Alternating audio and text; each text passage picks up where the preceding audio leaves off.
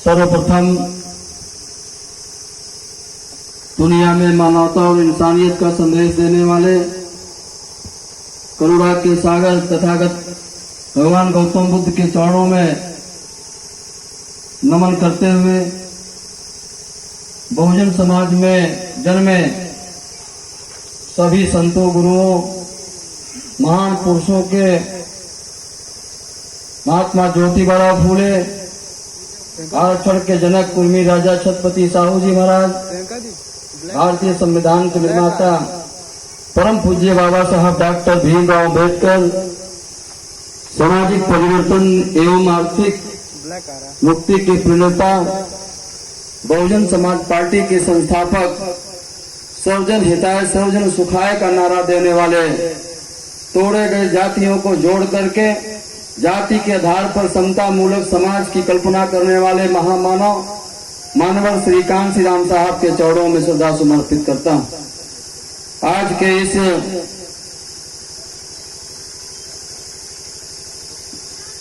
महामानव भगवान गौतम बुद्ध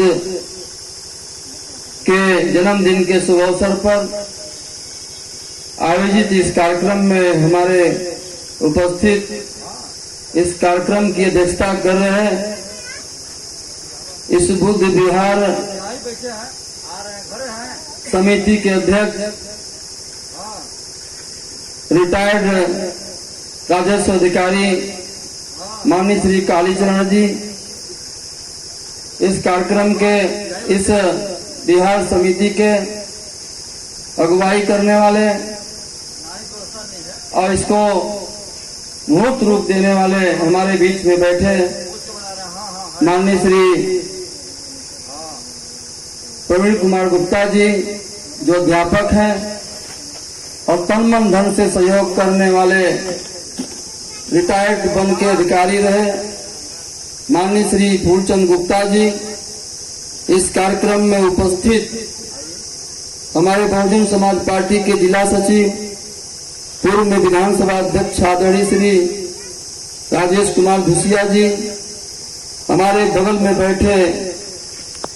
एडीओ एजी माननीय श्री रामप्यारे अम्बेडकर जी, हमारे बीच में उपस्थित ओबरा से चल करके आए आकाशवाणी से श्री जगत नारायण यादव जी, हमारे बीच में रिटायर्ड कानूनगो रहे उदयलाल मौर्य जी चले गए, हमारे बीच में बैठे माननीय अनिल मौर्य जी, माननीय लोकेश मौर्य जी, बहुत ही विद्वान साथी लेखपाल के रूप में कार्यरत रहे तेज प्रताप मौर्य जी, एवं हमारे बीच में बैठे सभी माननीय तुलसीराम जी, माननीय हमारे साथ चल करके आए डिग्री कॉलेज के बाबू माननीय श्री रामचंद्र जी, हमारे बीच में बैठे माननीय मोतीलाल बोरा जी, सभी हमारे सम्मानित साथियों,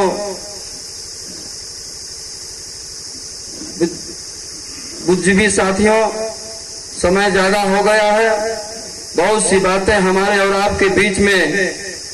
सभी विद्वान साथियों के जरिए सुनने और जानने के लिए मिला है, हमें उसको आत्मसात करना चाहिए। हमारे संतों, गुरुओं, महापुरुषों ने अपने जीवन पर्यंत संघर्ष करके जो हमें आज दिया है, जिस काबिल हम आज खड़े हैं, सभी योगदान उनका है। अगर वो आज हमारे बीच में नहीं होते, जो 125 वर्षों तक संघर्ष इस सामाजिक बुराइयों और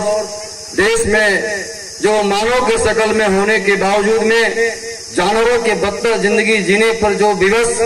बौद्धिक रूप से करने वाली व्यवस्था से संघर्ष करने वाले 125 वर्षों तक संघर्ष का परिणाम जो हमारे बीच में अम्बेडकर जी बाबा साहब पैदा होकर के आए साथियों, उन्हीं की उपज हुए जो हमें आज जो भी आज मार्ग मिल रहा है, अपने संतों गुरुओं को हम आज जान पा रहे हैं, आज उनका देन है। लेकिन साथियों, दुख इस बात का है कि महानता गलतफहमी की शिकार होती है। यह कहावत किसी के साथ लागू हुआ हो या न हुआ हो, लेकिन परम पूज्य बाबा साहब डॉक्टर भीमराव अम्बेडकर के साथ लागू हुआ है। महानता गलतफहमी का शिकार होती है। देश का छठे विद्वान होने के बावजूद भी भारत का गणराज्य स्थापित करने के लिए जो विश्व में सबसे अच्छा संविधान लिखने वाले बाबा साहब डॉक्टर भीमराव अम्बेडकर भी आज भी वो ऐसे लोगों के गले नहीं उतर रहे हैं साथियों। उनको लग रहा है कि जीते जी अम्बेडकर तो कम दुख दिया, लेकिन मरने के बाद हमें आज ज्यादा दुख दे रहा है। आप जानते होंगे कि इनके मूर्तियों पर, इनके चेहरे पर कालिख लगा देना, इनके गर्दन में चप्पल जूतों का माला पहना देना, इनके मूर्तियों को तोड़ देना, इनके नाम से महामाया जिला बनाए गए, गौतम बुद्ध नगर जिला बनाए गए, अम्बेडकर नगर जिला बनाए गए, सभी इनके महापुरुषों के नाम से स्थापित जिलों को खत्म तहस नहस कर देना। जो शक्ति हमारे पीछे, जो इन्हीं के अनुयायी जो उनको ताकत दे करके उनमें पानी सींच करके हमारी हत्याएं करा रहे हैं, इस इतिहास को खत्म करने का बहुत ज्यादा दोषी हमारे लोग ही हैं साथियों, जिसके जरिए हम आज काम कर रहे हैं। बड़ी मुश्किलों से संघर्षों के परिणाम बाबा साहब मानव श्री कांसी राम साहब ने हमें यह बताने का काम किया था कि इस देश में जो गैर बराबरी वाली सामाजिक व्यवस्था है, हमारी मानवतावादी सामाजिक व्यवस्था को नष्ट करने के बाद फिर से वो स्थापित करके हमें तोड़ना चाहते हैं साथियों। महामानव भगवान गौतम बुद्ध जो भारत सोने की चिड़िया कही जाती थी, जब उनकी विचारधारा मानवता इंसानियत पर आधारित, जो आपस में भाईचारा थी, एक दूसरे को हमें दुख सुख में जो शामिल रहते थे, उस समय देश सोने की चिड़िया कही जाती थी। लेकिन साथियों दुख इस बात का है कि उनकी जो उनको कसक थी, जो उन्हें कसक थी, जो हमारे लोगों ने संघर्ष करके जो हमें बहाल किया था, उसे खत्म करके भारत को कब्जा में लेने के लिए लोगों ने अंतिम शासक जो बौद्ध धर्म के हमारे 10 राजाओं काल के राजाओं की राज चलती रही, बड़े बड़े अशोक लाट, बड़े बड़े जगह बिहार, बौद्ध बिहार तमाम बनाए गए थे साथियों। तो हमें इतिहास हमारी जिंदा हो गई थी। अंतिम शासक बृहद मौर्य की हत्या करके सुंगवंशी पुष्यमित्र ने इस राज धर्म को तहस नहस कर दिया, उनके सभी स्थायी व्यवस्था को तोड़ करके जमींदोज कर दिया। साथियों कब जाकर के फिर से वो मनु व्यवस्था को जो गैर बराबरी पर आधारित व्यवस्था है लागू करके हमें फिर से गुलाम और लाचार बनाने के लिए काम किया। साथियों आज 70 साल आजादी के बाद भी हमारे नजर में हम गुलाम ही दिखाई दे रहे हैं, हम गुलाम ही दिखाई दे रहे हैं। हमें इस बंधन को, इस बेड़ी को तोड़ना है। ये बंधन और बेड़ी को हम कैसे तोड़ सकते हैं? महापुरुषों को हमें विचार करना पड़ेगा। इतिहास हम बार बार इनकी जयंती क्यों मनाते हैं, बाबा साहब का नाम हम क्यों लेते हैं साथियों? इसलिए कि हमारी इतिहास जिंदा रहे, आने वाले परिवेश इसको जानता रहे। इतिहास से प्रेरणा मिलती है, प्रेरणा से जागृति आती है, जागृति से सोच बनती है, सोच से साहस बनती है, साहस से शक्ति बनती है और शक्ति से शासक बनती है। साथियों हमें इस देश में राजपाट हासिल करके हम कुछ कर सकते हैं साथियों, तो राजपाट हमें लेना बहुत जरूरी, हमें राजपाट लेना बहुत जरूरी है। सभी बाबा साहब डॉक्टर अम्बेडकर ने महामानव भगवान गौतम बुद्ध के सभी पद चिन्हों को हमें भारत के संविधान में दे दिया है। आप न्यायालयों में जाएंगे तो उनके कुर्सियों पर चक्र मिलेगा, श्री 4 सिंह वाले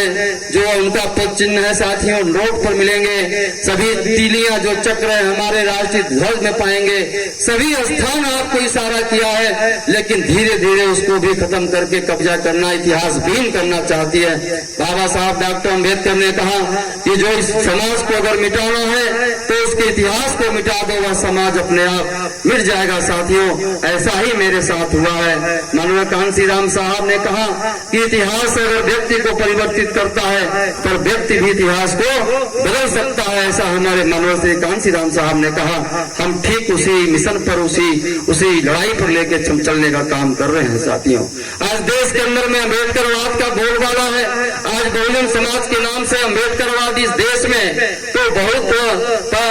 हम 17%, 20%, 22% की आबादी में इकट्ठा हो गए हैं। साथियों आज जो भी ताकत है तो इस 22% के पास ताकत है। आज हमें उसको हैंडलिंग करनी है, ताकि हम बड़ी शक्ति के रूप में जब आएंगे तो छोटी मोटी शक्तियां बड़ी चुंबक के सामने वाकई आपके सामने आगे खुद चिपक जाने का काम करें। लेकिन चला किस्म के राज में बैठे लोग जिनकी मनसा शुरू से खराब है कि हमें तोड़ के ही राज करना है, आज हमें महापुरुषों के नाम पर भी बांटने लगे हैं। साथियों इस पर भी हमें ध्यान देना है। इधर साहब के मौला